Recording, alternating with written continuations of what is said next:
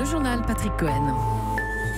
À la une ce matin, un piège amoureux sans doute fatal à un adolescent de 17 ans, Kevin, à Mourmelon. 2 jeunes du même âge sont mis en examen pour assassinat. G7 au Canada, Donald Trump seul contre tous. L'Europe se dit prête au clash face aux Américains. En débat chez les députés aujourd'hui, un texte de loi pour interdire le portable à l'école et un autre pour lutter contre les fausses informations en période électorale. Le juge devrait-il imposer une vérité ou la vérité? Loi utile ou liberticide? On en débat dans un quart d'heure avec la députée de la majorité Naïma Mouchou et l'avocat maître Basile Adair. Dans ce journal, la grève qui continue à la SNCF et une cagnotte de grève qui dépasse le 1 million d'euros. Nos inventeurs ont du génie. La France est le 2e pays d'Europe pour le dépôt de brevets. Enquête du 8h avec Carole Ferry. Et puis le mondial russe à J-7. Les supporters aussi s'échauffent.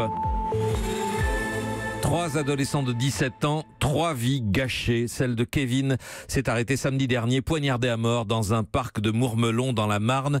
Peut-être victime de 2 amants diaboliques, 2 complices en tout cas, dont la petite amie de Kevin qui l'a, semble-t-il, attiré jusqu'à son assassin, Jean-Jacques Herry. L'heure, le lieu, le scénario du crime, tout était minutieusement préparé. Samedi après-midi, la victime retrouve sa petite amie dans un parc et là, il tombe dans un guet-apens tendu par la lycéenne et un autre jeune homme de Mourmelon, lui aussi âgé de 17 ans. Un plan quasi machiavélique selon le procureur de Reims, Mathieu Bourrette. 3 ou 4 jours avant, ils en ont parlé pour élaborer et échafauder ce plan diabolique. Le garçon frappe de plusieurs coups mortels la victime avec une coaction de la part de la jeune fille. Kevin s'écroule, frappé de 20 coups de couteau et son meurtrier enfile ses vêtements de rechange déjà prêts, puis il s'enfuit. Sa complice va alors tenter de le couvrir en inventant une agression. Elle livre aux enquêteurs les éléments pour établir un faux portrait robot.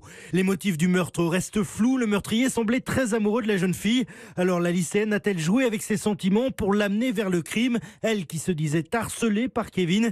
Difficile à dire pour le moment et à Mourmelon, les habitants sont abasourdis. C'est malheureux de mourir à 17 ans. Surtout aussi bête, aussi méchamment. L'histoire d'amour, on s'en met à 17 ans. À l'entrée du parc, les habitants déposent des fleurs devant la photo de Kevin affichée sur la grille.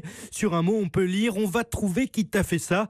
Mais personne n'aurait pu imaginer un tel scénario. Jean-Jacques Herry a noté que la jeune fille avait d'abord désigné un agresseur à la peau basanée, descriptif qui a déclenché une avalanche de commentaires racistes sur les réseaux sociaux, ainsi que ce tweet de Marine Le Pen: le principal suspect est issu de l'immigration, je refuse de m'habituer à cette barbarie qui tue la jeunesse de France, écrivait lundi Madame Le Pen, message qu'elle a depuis effacé. Europe 1, 8h03. 6 d'un côté et Donald de l'autre. Voilà comment se présente le prochain G7, groupe des 7 plus grandes puissances économiques dont les dirigeants doivent se retrouver demain au Canada.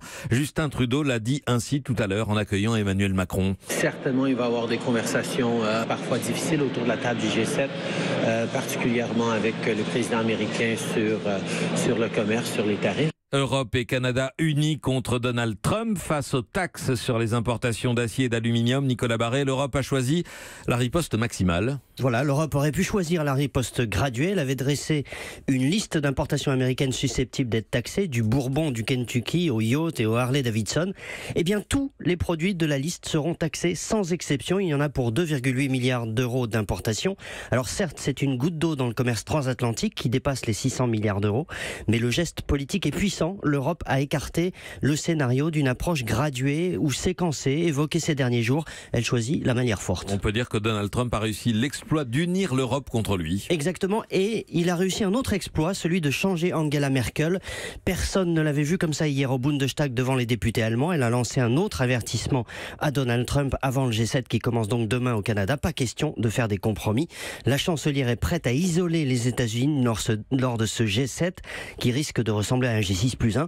Les États-Unis seuls face aux autres. La guerre du commerce entre dans le dur et ça n'est bon pour personne. Nicolas Barret, directeur de la rédaction des Échos. Merci Donald Trump qui a réussi aussi l'exploit de faire réapparaître sa femme.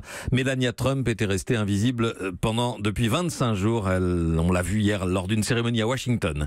Interdire le portable à l'école, du moins jusqu'à la fin du collège. La loi qui va être votée aujourd'hui définit un principe mais ne donne pas de mode d'emploi aux chefs d'établissement souvent perplexes. Alors voyez ce qu'en dit le principal principal du collège de Plouane, dans les Côtes-d'Armor, Yves Coziel, où le portable est interdit depuis plusieurs années déjà. Les jeunes jouent un peu à l'ancienne, c'est-à-dire il y a un stade, ils font du ballon, du basket, du foot, il y a un foyer avec des baby-foot, il y a le midi des clubs, des associations, tricot, art du cirque, football, il n'y a pas besoin des portables. Notre mission, c'est effectivement de leur offrir des activités sur le temps de la pause du midi. Surtout dans un collège rural parce qu'ils arrivent à 97% par les transports le matin, donc ils sont coincés ici toute la journée jusqu'à 17h. Voilà, là ils jouent au baby-foot, regardez, des jeunes ensemble sans portable, ouais, ça existe. À l'ancienne, donc, le principal d'un collège à l'ancienne, avec Virginie Salmen. Moins de trains encore aujourd'hui, 7 TGV sur 10, 3 Transiliens sur 5 et seulement la moitié des TER et Intercités. Nous en sommes à la 14e séquence de grève à la SNCF, mais les cheminots grévistes qui ont sacrifié une partie de leur salaire vont pouvoir compter désormais sur les cagnotte. Aurélien Fleureau, il y a beaucoup d'argent récolté. 1 200 000 €, c'est la somme recueillie pour l'instant par la cagnotte lancée par des artistes et des intellectuels il y a 2 mois et demi, du jamais vu pour une cagnotte en ligne.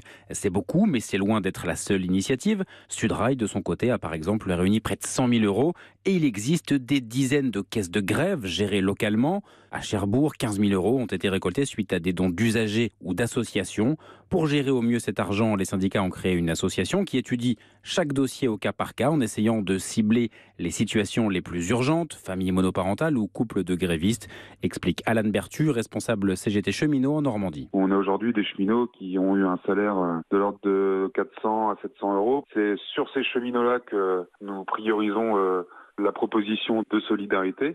On sera bien entendu vigilant à ce que des cheminots qui, par pudeur, n'auraient pas fait la demande, puissent bénéficier de cette caisse de solidarité. Pour l'instant, seules quelques dizaines de cheminots ont reçu de l'argent. En moyenne, ils touchent entre 20 et 25 € par jour de grève. Mais qu'est-ce qu'ils vont encore nous inventer cette année ? On va regarder cela forcément avec curiosité. Le prix de l'inventeur européen sera décerné aujourd'hui en France, à Saint-Germain-en-Laye, parmi les candidats originaires du monde entier. Des Français, on va vous en présenter quelques-uns, c'est l'enquête de 8h. Bonjour Carole Ferry. Bonjour. Alors qui sont ces Français en lice ? Eh bien d'abord, est-ce que le nom de Jacques Lévineur vous dit quelque chose ? Non. Eh bien pourtant, c'est l'un de nos grands inventeurs français. Les cartes électroniques qui ont remplacé les clés dans les hôtels, c'est lui notamment. Il a aussi inventé un drap qui surveille la respiration des bébés pour lutter contre la mort subite des nourrissons. Plus de 1000 brevets déposés à lui seul. Sa toute première invention, c'est une fusée à air liquide qu'il teste dans le jardin de ses parents. Pour éviter que sa mère ne découvre ses expériences, il fabrique aussi son premier détecteur anti-intrusion. Alors qu'est-ce qui se passe dans la tête d'un inventeur qui a une idée ? La réponse de Jacques Lévineur. Il y a très souvent en France l'image de l'inventeur, il marche dans la rue et boum, il a l'idée qui lui tombe dans la tête. En réalité, vous avez des bribes de l'idée et vous réfléchissez et petit à petit vous voyez, ça colle pas, il faut corriger quelque chose, vous améliorer. C'est un long processus qui aboutit peut-être à un succès. Est-ce que ça rapporte d'être inventeur ? Eh bien pas forcément. Vous avez bien quelques exemples qui font la fortune de leurs inventeurs, comme celui du post-it. Mais toutes les inventions ne se transforment pas en succès commercial. Déposer un brevet, en revanche, coûte très cher. Vous devez payer un conseiller en propriété intellectuelle qui vous aide à le rédiger. Indispensable, paraît-il, mais facturé environ 20 000 €. Ensuite, il faut payer les frais de protection dans chaque pays, plusieurs milliers d'euros à chaque fois. Alors, en Europe, on devrait enfin aboutir à un dépôt unique qui réduira les coûts de 70%, peut-être l'an prochain. Et sinon, quels sont les autres concurrents français ? C'est une femme, Agnès Poulbeau. Elle a inventé un pneu spécial camion pour Michelin qui se régénère automatiquement dès qu'une bande s'use. Une neuve apparaît en dessous, ça permet également d'économiser du carburant. On ne le sait pas toujours, mais en fait, le pneu, ça représente un quart de la consommation de carburant d'un camion. Et donc, avec ce pneu, on gagne 1 litre de fuel tous les 100 km. Pour un chauffeur routier qui fait 100 000 km par an, il va gagner 1000 litres de fuel, 1200 €. Plus globalement, la France est dans le top 3 européen des pays qui déposent le plus de brevets en Europe, deuxième après l'Allemagne dans l'informatique, les produits pharmaceutiques, les biotechnologies ou encore les transports. Merci à vous Carole Ferry. Chez les concurrents étrangers, il y a aussi un Finlandais, vous m'avez dit, qui a inventé une douche en circuit fermé qui permet d'économiser beaucoup d'eau. Inspiré de la NASA. On aura une réponse, le gagnant en fin de matinée. Merci à vous Carole Ferry. Le tennis à Roland-Garros, Nadal en difficulté, mené 1-0. Son quart de finale face à l'Argentin Schwartzmann Griezmann, interrompu par la pluie, reprend tout à l'heure. À midi, le journal de Roland Garros, 8h35 tout à l'heure avec Corinne Boulou sur Europe. Le football, J-7 avant le début du mondial en Russie et J-9 avant le premier match de l'équipe de France. Ce sera contre l'Australie à Kazan. Rencontre très attendue par les supporters français. Encore plus pour ceux qui font le déplacement. Pierre Herbulot en a rencontré quelques-uns. Paris-Kazan le 14 juin à 18h30. Ce billet d'avion, c'est la fierté de Fabien, membre des Irrésistibles français, fan club officiel des Bleus. 19 jours en Russie, 5 matchs, les poules, un éventuel 8e, puis dans le meilleur des cas, un aller-retour en plus pour la finale. Tout compris, le logement, ça va me coûter un peu plus de 1 700 €. Ça fait 24 mois, je mets de l'argent de côté, voilà, c'est mon choix. Après, certains trouveront ça excessif, mais quand on est passionné, on est toujours un petit peu excessif. Une foule en liesse, 23 joueurs, un bus et une coupe. La passion de Marina pour l'équipe de France date de cet après-midi du 13 juillet 98 sur les Champs-Élysées. La Russie, ce sera sa première Coupe du Monde en vrai. C'est pas la même chose, c'est pas la même ferveur, c'est pas le même soutien. De le faire dans un autre pays pour la Coupe du Monde, ça va être très spécial. Il faut les pousser, il faut être derrière eux, il faut ne pas les critiquer et toujours les soutenir. Très fort, très très fort. On va perdre la voix. Des milliers de kilomètres et d'euros pour voir du foot? Non, répondent ces fanas de l'équipe de France, pour vivre du foot. Pierre Herbulot. Europe 1.